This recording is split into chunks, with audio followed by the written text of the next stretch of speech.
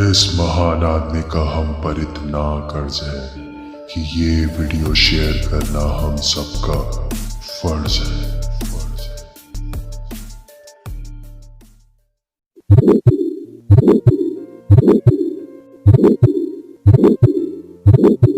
अभी जो आवाज़ आप सुन रहे थे ये थी दिल की आवाज़, एक हार्ट पेशेंट की दिल की आवाज़। एक ऐसा पेशेंट जो 10 सालों से हाइपरटेंशन की गोलियों पे है, 20 सालों से डायबिटीज़ की दवाइयों पे है और कुछ समय से इंसुलिन पे। ऐसे पेशेंट की हार्ट की आवाज़, heart sound, you can call it abnormal heart sound. अब नॉर्मल हार्ट साउंड क्या होता है, एबनॉर्मल हार्ट साउंड क्या होता है, दोनों के बीच का फ़र्क क्या होता है? दोनों के बीच का फ़र्क अगर आपको पता चल जाए तो आपको क्लू मिल जाएगा how to come out of heart disease, how to come out of hypertension और हाउ टू क्योर डायबिटीज़। ये समझने के लिए आपको नॉर्मल हार्ट साउंड को एक बार समझना होगा। नॉर्मल हार्ट साउंड आपको सुनाने के लिए मैं यूज़ करूँगा, ये है डिजिटल स्टेथोस्कोप, और यानी कि ये स्टेथोस्कोप के थ्रू मैं इस स्टेथोस्कोप को डिजिटली ब्लूटूथ के माध्यम से लैपटॉप से कनेक्ट कर रहा हूँ, और यानी कि इसमें जो आवाज़ आएगी वो आपको भी इस वक्त साथ ही साथ सुनाई देगी। मेरे दिल की धड़कन,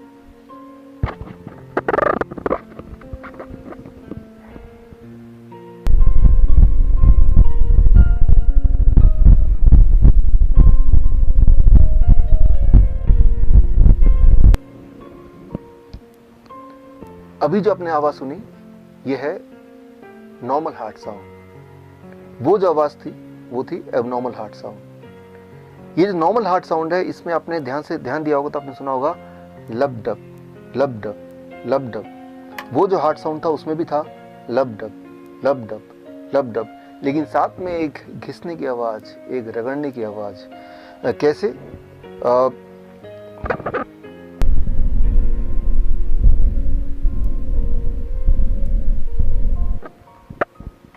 ये जो आपने आवाज़ सुनी रगड़ने की, घिसने की, वो जो आवाज़ है, वो आवाज़ अगर आप एलिमिनेट कर पाएँ, उसको अगर आप एडिट कर पाएँ तो हार्ट डिजीज़ ख़त्म हो सकता है, हाई ब्लड प्रेशर ख़त्म हो सकता है, डायबिटीज़ से छुटकारा पा सकते हैं। लेकिन ये कैसे करें, उसको समझने के लिए आपको एक सवाल का जवाब अंडरस्टैंड करना होगा। सवाल ये लब डब की आवाज़ आती कैसे है, ये आती कहाँ से है? एक्चुअली हमारे बॉडी में वॉल्व्स हैं, वो वॉल्व जब खुलते बंद होते हैं तो उसकी आवाज़ है। एक सवाल मेरा आपसे, हमारे बॉडी में कितने वॉल्व्स हैं? अगर आप किसी भी डॉक्टर से पूछेंगे तो बोलेंगे 4 वॉल्व्स। हाँ, 4 वॉल्व हार्ट में हैं, लेकिन पूरे बॉडी में कितने हैं? A 4 valves, B less than 100 valves, C less than 200 valves, D more than 250 valves. The right answer is, आपको जान के हैरानी होगी कि हमारे पूरे बॉडी में करीब 250 से भी ज़्यादा वॉल्व्स हैं, including the 4 valves in the heart. और वो सारे वॉल्व्स बिखरे हुए हैं, अलग जगह फिट हैं हमारे ब्लड वेसल्स में। हमारे ब्लड वेसल पाइप की तरह हैं, कुछ हैं जो बहुत बड़े अबाउट 2 सेंटीमीटर, कुछ है जो बहुत ही छोटे। लेकिन सारे ब्लड वेसल को एक के बाद एक लगा दें तो करीब 1 लाख किलोमीटर, यानी कि पृथ्वी का 2.5 चक्कर के बराबर। और उन ब्लड वेसल के बीच में अलग अलग जगह पे फिट हैं वॉल्व्स। वो वॉल्व्स की मैकेनिज्म अगर आप अंडरस्टैंड कर लें तो बात सामने थोड़ी क्लियर हो जाएगी। उसको अंडरस्टैंड करने के लिए आप मेरे इस एक्सपेरिमेंट पे गौर कीजिए। एक छोटा सा एक्सपेरिमेंट मैं आपको करके दिखाता हूँ, so that you understand what is valve and you understand the solution, how you can get cured of hypertension, of diabetes, of heart disease within few days.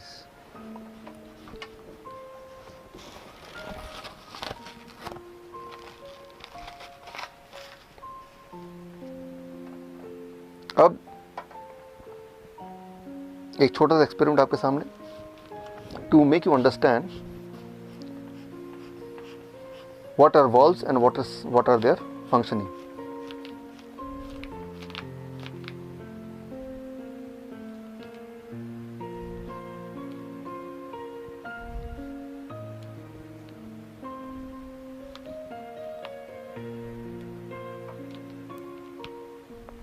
अब आप ध्यान देखेंगे तो आप देखेंगे यहाँ पे ये है ब्लड वेसल, और इसी तरह से पूरे बॉडी में ब्लड वेसल फैले हुए हैं। अब मैं अपने एक फिंगर से ब्लड वेसल के यहाँ पे मैं इसको अगर मैं ज़ोर से दबाऊं तो ये ब्लड वेसल्स के ब्लड के फ्लो को मैं रोक रहा हूं, और जो ब्लड इसमें भरा हुआ है उसको मैं अपने थंब से पुश कर रहा हूं। मैंने इसको पुश कर दिया।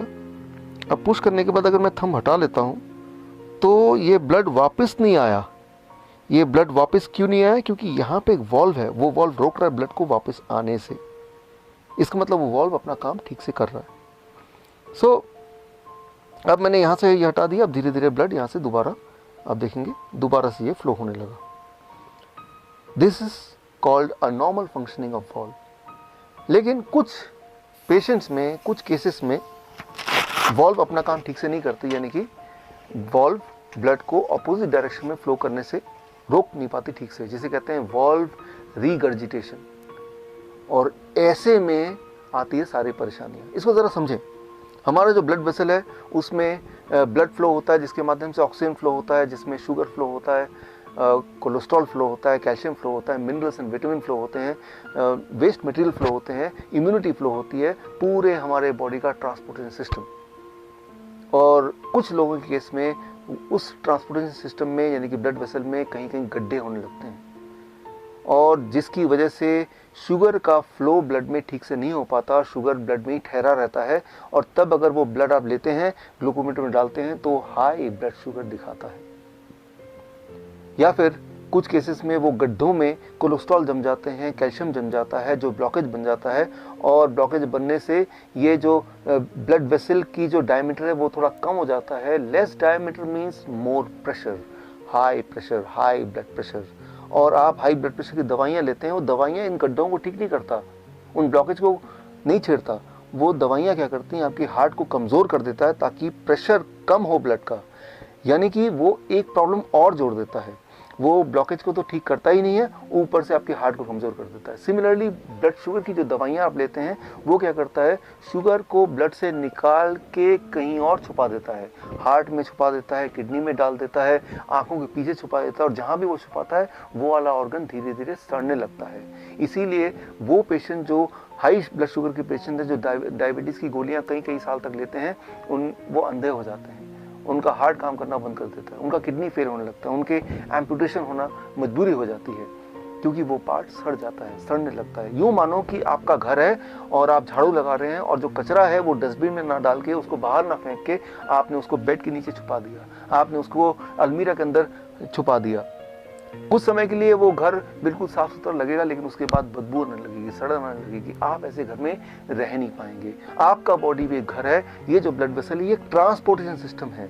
और कुछ लोगों के केस में उस ट्रांसपोर्टेशन सिस्टम के बीच में कई कई जगह पे गड्ढे गड्ढे गड्ढे गड्ढे होने लगते हैं, जैसे हमारे पूरे देश में सड़कों पे गड्ढे हैं। और अगर वो गड्ढों का मेंटेनेंस हो जाए, अगर वो रिपेयर हो पाए, तो आप हार्ट डिजीज से छुटकारा पा सकते हैं, या डायबिटीज से छुटकारा पा सकते हैं, हाइपरटेंशन से छुटकारा पा सकते हैं, और वो जो एबनॉर्मल हार्ट साउंड है वो भी फिर गायब हो सकता है। लेकिन उसके लिए क्या करना होगा, गड्ढों को भरने के लिए? अनफॉर्चुनेटली अभी तक ऐसी कोई दवा नहीं आई जो कि उन गड्ढों को भरे। लेकिन हाँ, कुदरत ने आपके बॉडी में एक ऐसी ताकत दी है जिससे आपका बॉडी खुद ही एक तरह का गैस प्रोड्यूस करता है, जिसे आप बोलते हैं नाइट्रिक ऑक्साइड। और वो गैस जब एक लेवल से ज़्यादा प्रोड्यूस होने लगता है तो वो ब्लड वेसल की मेंटेनेंस करने लगता है। So that is Nobel prize winning science 1998। सो वो जो गैस है जिसे कहते हैं नाइट्रिक ऑक्साइड, वो ब्लड वेसल के इनर लाइनिंग जिसे बोलते हैं एंडोथेलियम लेयर, उसी में प्रोड्यूस होता है, जिससे वो गड्ढे भरने लगते हैं, वो ब्लॉकेज खत्म होने लगते हैं, ब्लड ट्रांसपोर्टेशन सिस्टम स्मूथ होने लगता है, और जिससे आपका ब्लड प्रेशर नॉर्मल रहने लगता है, आपकी ब्लड शुगर नॉर्मल होने लगती है, आपका हार्ट ठीक से काम करता है, और एकदम से आप ठीक हो सकते हैं, ठीक हो जाते हैं, अगर आपका बॉडी नाइट्रिक ऑक्साइड प्रोडक्शन को बढ़ा दे।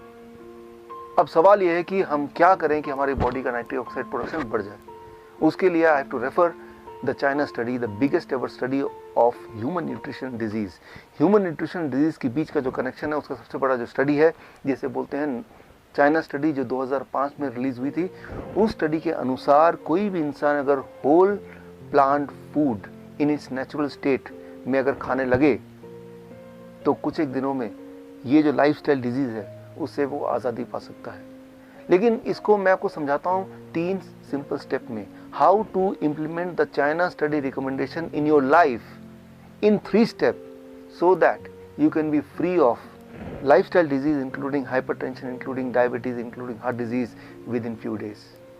Those 3 steps are, as you can see on the screen.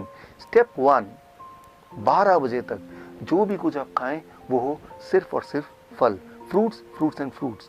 कोई भी 3-4 तरह के फल, वो मीठा हो, खट्टा हो, कैसा भी फल, वो केला हो सकता है, आम हो सकता है, चीकू हो सकता है, अमरूद हो सकता है, जो भी फल आपको पसंद हो, 3 से 4 तरह का फल जो अवेलेबल हो लें और वो एज ए ब्रेकफास्ट खाएं। कितनी quantity? It depends on your body weight. Let's say my body weight is 70 kg into 10, 700 grams or more of 4 kind of fruits, 3 to 4 kinds of fruits of your choice। एक बार में खाएं, 2 बार में खाएं, 4 बार में खाएं, 12 बजे तक आपको खाना है सिर्फ और सिर्फ फल और फल। जितना ज़्यादा खाएंगे उतना अच्छा रहेगा, राइट? नो रोटी, नो चपाती, नो चाय, नो ब्रेड, नो बिस्किट, सिर्फ और सिर्फ फल और फल, भरपूर खाना है। अब लंच, जब भी आप लंच में बैठें 2 प्लेट लेके बैठें, प्लेट 1 एंड प्लेट 2। प्लेट 1 में 4 तरह के ऐसे वेजिटेबल जो आप कच्चा खा सकते हैं, खा सकें, जैसे टमाटर, मूली, गाजर, ककड़ी, सो ये इस तरह के, या खीरा, इस तरह के सब्जियां आप लें, 4 जो कच्चा खा सकें। और जो कच्चा नहीं खा पा रहे हैं क्योंकि उनके दांत कमज़ोर हैं तो वो थोड़ा स्टीम कर सकते हैं। कच्चा ज़्यादा फायदेमंद है, लेकिन अगर नहीं खा पा रहे हैं किसी वजह से तो थोड़ा स्टीम कर सकते हैं। 3 से 4 तरह की ऐसी सब्जी जो कच्चा खा सकें या स्टीम करके खा सकें वो लें। और कितना खाना है, it depends on your body weight. That is my body weight is 70 kg into 5, that is 350 grams और मोर, या फिर उससे ज़्यादा, 3 to 4 kind of vegetable। This becomes your plate 1। पहले आपको प्लेट 1 इतना खाना है और इतना खाने के बाद अब प्लेट 2। प्लेट 2 में आपके घर का बना हुआ रोटी, सब्जी, दाल, चावल, vegetarian food with less oil and less salt. कितना खाना है? जितने में आपका पेट भर जाए। आपको लग रहा होगा कि इतना सारा प्लेट 1 यानी कि रॉ वेजिटेबल खाने के बाद क्या मैं प्लेट 2 खा पाऊंगा? पहले 2-3 दिन में शायद नहीं खा पाएंगे, लेकिन उसके बाद आप नोटिस करेंगे कि जितना ज़्यादा प्लेट 1 खाएंगे उतना आपका एपिटाइट बढ़ेगा, उतना आपका हंगर बढ़ेगा, उतना ज़्यादा आप प्लेट 2 भी खा पाएंगे। यानी कि आपकी जो बॉडी की मेटाबॉलिज्म है वो रेट बढ़ जाएगी, आपके जो खाने की कैपेसिटी वो बढ़ जाएगी और आपका जो एनर्जी लेवल है वो भी बढ़ जाएगा। सो मैं आपको कोई चीज़ मिस नहीं करने बोल रहा हूँ, मैं सिर्फ ये बोल रहा हूँ कि आपके एक्चुअल लंच से पहले प्लेट 1 यानी कि रॉ वेजिटेबल, वो भी एक पर्टिकुलर मात्रा या उससे ज़्यादा अकॉर्डिंग टू द फॉर्मूला, जैसे मैंने बताया, आपका बॉडी वेट इंटू 5। ये है आपका लंच। डिनर का सिर्फ 2 रूल हैं। पहला रूल कि डिनर हमेशा 7 बजे से पहले फिनिश करने की कोशिश कीजिए, और दूसरा रूल डिनर में भी आपको वही करना है जो मैंने आपको लंच में बताया, वो है plate 1 end plate 2। Plate 1, 3 to 4 kind of vegetable in raw form, about your body weight into 5, that many grams, and then you can eat vegetarian meal with less salt and less oil as much as you want, right? So ये तीनों step, breakfast, lunch and dinner, right? So ये तीनों main मील, जो step 1 है breakfast, step 2 lunch and dinner में आपको ये करना है। अब final step, that is step 3, क्या नहीं करना है। सिर्फ 2 ही चीज़ मैं छोड़ने बोलता हूँ। एक है नो एनिमल फूड। कोई भी ऐसा फूड जो एनिमल से आता हो उसको आपको नहीं लेना है, जैसे दूध, दही, मक्खन या लस्सी या अंडा या चिकन या फिश, इनको आपको नहीं लेना है, बिल्कुल ज़ीरो कर देना है। एंड नंबर 2, कोई भी ऐसा चीज़ जो पैक्ड फॉर्म में हो या रिफाइंड फॉर्म में हो या डब्बे में हो, जैसे बिस्किट या ब्रेड या रस्क या नमकीन, इन चीज़ों को आपको नहीं लेना है। ये सिर्फ 2 चीज़ छोड़नी है। और हाँ, एक चीज़ और जोड़ लीजिए, रोज़ अपने बॉडी को करीब 40 मिनट सनशाइन दिखाइए। 30 से 40 minute you expose your body to sunshine, that becomes your step 3। If you follow these 3 steps, अगर आप ये 3 स्टेप्स आप फॉलो करते हैं, so within the first 3 days your blood sugar will start coming to normal, यानी कि you will be force to stop the medication, you will be force to taper the insulin. अगर आपने insulin कम नहीं किया या ख़त्म नहीं किया, so you may land up in hypoglycemic state and that itself is very dangerous. Within the first 7 days your blood pressure will start reducing, आपका blood pressure कम होने लगेगा 7 दिन के अंदर, यानी कि आपको ब्लड प्रेशर की दवाइयाँ छोड़ना पड़ेगा, आपकी मजबूरी हो जाएगी छोड़ना। विद इन 1 month आपका एंजाइना यानी कि चेस्ट में जो पेन है वो ख़त्म होने लगेगा, ऑलमोस्ट ख़त्म हो जाएगा 1 महीने के अंदर। आप जब चढ़ेंगे 3 मंजिला भी तो आप हाफेंगे नहीं। पहले 3 बार रुकना पड़ता था, तो आपको 1 बार भी रुकना नहीं पड़ेगा। और हाँ, वो जो हार्ट साउंड था, एबनॉर्मल हार्ट साउंड, वो घिसटने वाली साउंड, वो भी अब नहीं आएगी, वो भी अगर आप स्टेथोस्कोप से सुनेंगे वो भी नहीं होगा, वो गायब हो जाएगा. So that will happen within the first 1 month. Your angina will go, your heart disease will go, that abnormal heart sound will also vanish, right? So that you can expect within 1 month. Within 2 months your thyroid will become normal, यानी कि thyroid की दवा आपको छोड़ना पड़ेगा या उसको taper down करना पड़ेगा. अगर आपने ऐसा नहीं किया तो हाइपोथायराइड का हाइपरथायराइड भी हो सकता है, जो कि अगेन एक बहुत बड़ी प्रॉब्लम है. And with in the first 3 months आपका बॉडी वेट नॉर्मल रेट में आ जाएगा, यानी कि normal BMI in a healthy weight category में आ जाएगा. And this all will happen with in the first 3 months of following this diet in these 3 steps. कई बार मेरे पास patient आते हैं, वो बोलते हैं डॉक्टर साहब मैंने आपकी रिकमेंडेशन को फॉलो किया और 3 महीने के अंदर मेरा ब्लड शुगर, मेरा ब्लड प्रेशर, मेरी हार्ट डिजीज़, बॉडी वेट हर एक में फ़ायदा हो गया, अब मुझे इस डाइट पे कब तक रहना है. मैं उनको एक ही उदाहरण देता हूँ, और वो उदाहरण ये कि मान लो कोई आदमी आपके पास आता है पूरी तरह से कीचड़ से लथपथ, आपको बोलता है कि मुझे साफ़ होना है, मुझे क्या करना है. आप बोलेंगे जाइए जाके नहा लीजिए. वो नहा के साफ़ सुथरा हो क्या आता है, बोलता है कि मुझे कब तक नहाना है. अरे भाई, जब तक आपको साफ रहना है, यानी कि जीवन में हर दिन. सिमिलरली आपका जो ब्लड वेसल है वो रोज ही टॉक्सिन उसमें भर जाते हैं, जम जाते हैं, और रोज ही उसकी मेंटेनेंस होने की आवश्यकता होती है. यानी कि रोज ही आपके बॉडी में नाइट्रिक ऑक्साइड का एनफ मात्रा में प्रोडक्शन होना बहुत आवश्यक है, और वो तभी हो सकता है जब ये डाइट आप लगभग रोज फॉलो करें. हाँ, एक छूट मैं आपको दे सकता हूँ, दैट इज चीटिंग डाइट. हफ्ते में एक दिन आप कभी पार्टी में जाते हैं, कभी पिकनिक में जाते हैं, कभी कोई बर्थडे एक्सेट्रा में जाते हैं, तो एक दिन के लिए you can enjoy the flexibility, you can ignore these rules and you can eat whatever luxury food you want to eat. लेकिन वो सिर्फ हफ्ते में एक दिन, वो अभी नहीं, आज से 3 महीने तक ये डाइट फॉलो करने के बाद जब पूरी तरह से आप बीमारी से आज़ाद हो जाएंगे, दवाइयों से आज़ादी मिल जाएगी, तब हफ्ते में एक बार you can go for a cheating diet. यानी कि मैं ये बोलना चाह रहा हूँ कि you are enjoying the social celebration also and you are enjoying the good health also. ये डाइट अगर आप फॉलो करेंगे तो आप बीमार पड़ नहीं सकते, और जो बीमार हैं वो बीमार रह नहीं सकते. This is doctor Vishwaroop Roy Chowdhury. All the best. जय हिंद. Thank you.